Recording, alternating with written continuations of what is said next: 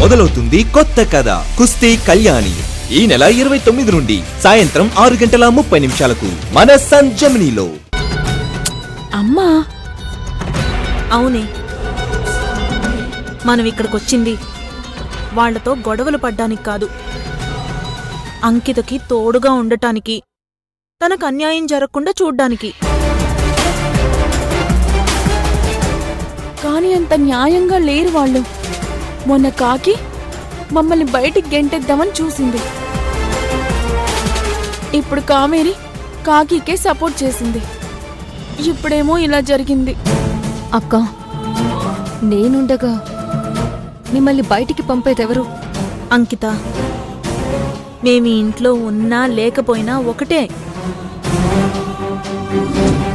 నా భర్త ఆటో తోలి తెచ్చే డబ్బులతో బతకడం నాకు అలవాటే.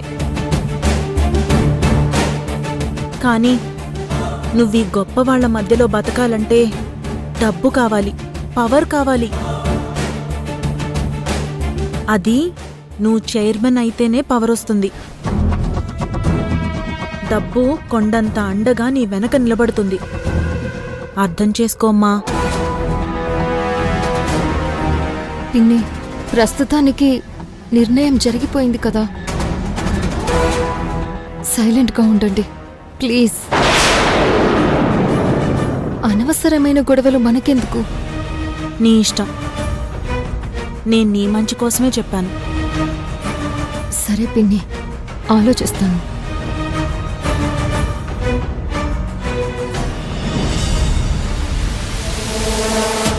ఏంటమ్మా నువ్వు? అంకిత నాన్న కూతురని, దానికి డబ్బు పదవులపై ఆశ ఉండదని తెలిసి కూడా నోరు జారావు. పిచ్చిదానా, నీకంతవరకే అర్థమైందే. కానీ ఇక్కడ జరిగింది వేరు.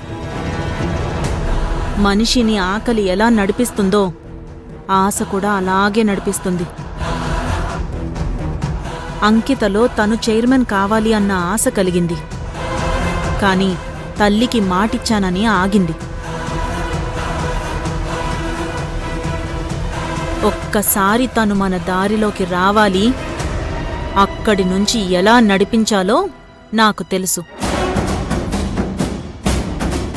అంకిత చైర్మన్ అయితేనే మన ఆటలు సాగుతాయి. కాబట్టి మన కోసమైనా తనని చైర్మన్ని చెయ్యాల్సిందే. చేస్తాను.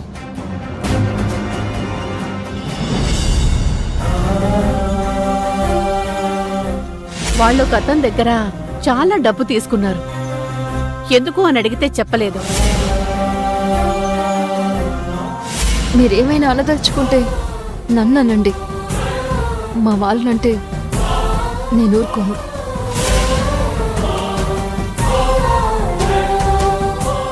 కావేరి పొన్ను, ఇంకా ఆఫీస్లో జరిగిన దాని గురించి ఆలోచిస్తున్నావా? కాకమ్మా, అంకిత లాంటి చదువుకున్న అమ్మాయి కూడా ఎందుకంత గుడ్డిగా తన వాళ్ళని నమ్ముతుంది? మనం చెప్పిన మాటల్ని ఎందుకు వినిపించుకోవడం లేదు? కావేరి, మన రూపని సరోజని రాంగ్ టైంలో కలిశాం. వాళ్ళేంటో మనకు తెలిసిపోయింది. వాళ్ళ ఈగోతో ఇక్కడ ఏవో గొడవలు చెయ్యాలనుకుంటున్నారు.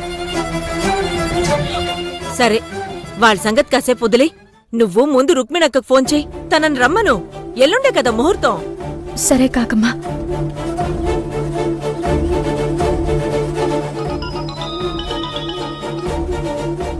చెప్ప బిడ్డా. అమ్మా, ఎల్లుండే అర్జున్ బాబుని చైర్మన్ని చేయడానికి ముహూర్తం పెట్టారు. చేయాల్సిన పనులు చాలా ఉన్నాయి. రేపుదయమే నువ్వురా. నేను రాలేను బిడ్డా.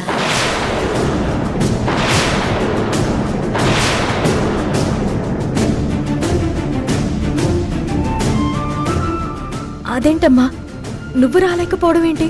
బోనమ్మ నీకేం చెప్పలేదా? అర్జున్ బాబుని కాదు, అంకితనే చైర్మన్ చేయాలని సరోజ వాళ్ళు గొడవ చేశారు.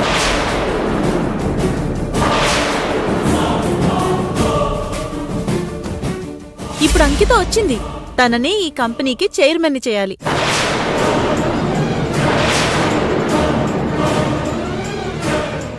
అంకితకి మంచి జీవితం ఇవ్వాలంటే తనని చైర్మన్ని చేస్తేనే బావుంటుంది. నేనేదో నా అల్లుణ్ణి చైర్మన్ చేయడం కోసం నా కూతురికి పెత్తనం అప్పగించడం కోసం ఇదంతా చేస్తున్నానని నిందలు వేసింది. రుక్మిణక్క, అంకితను చైర్మన్ చేస్తే ఈ ఇంటినే కాదు సంస్థని నాశనం చేస్తారు. అలా జరగనివ్వకూడదు. నేనన్నది కూడా అదే. కానీ బోనమ్మ కూతురు మీద ప్రేమతో ఎటూ చెప్పలేకపోతోంది. నువ్వు ఫోన్ చేసి చెప్పింది నిజమేనమ్మా. వాళ్ళిద్దరూ మరో మనిషితో కలిసి కంపెనీ సొమ్ము స్వాహా చేశారు. వాళ్లే చేశారని నేను అంటుంటే అంకిత నమ్మడం లేదు. ఏం చేసినా ఆలోచించి చేయి బిడ్డా. భువనమ్మకి అర్జున్ బాబు బలమైతే అంకిత బలహీనత. అంకితను ఒక్క మాటన్నా తను భరించలేదు.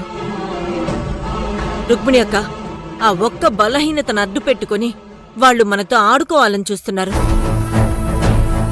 వాళ్ళని మెడబట్టి బయట గెంటేస్తే ఇంటికి పట్టిన దరిద్రం వదిలిపోతుంది.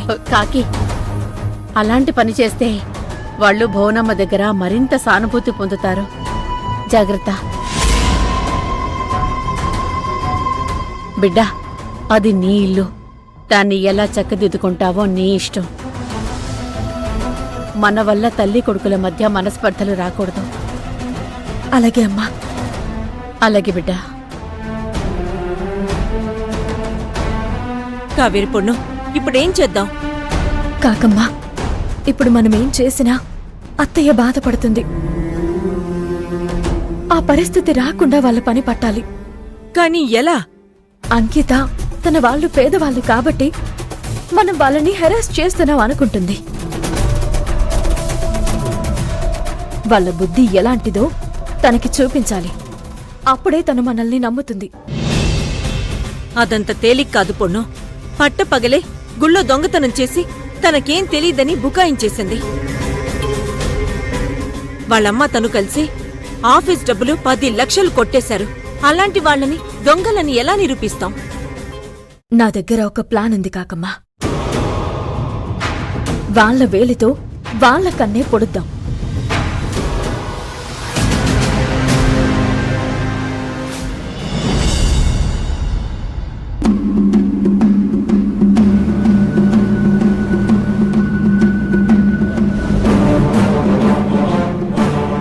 యా, అర్జున్ బాబు, I'll call you back. Congratulations Arjun బాబు. Thank you aunty. నువ్వు నిండు నూరేళ్లు సంతోషంగా ఉండాలి. చైర్మన్గా అందర్నీ చల్లగా చూసుకోవాలి. అది అది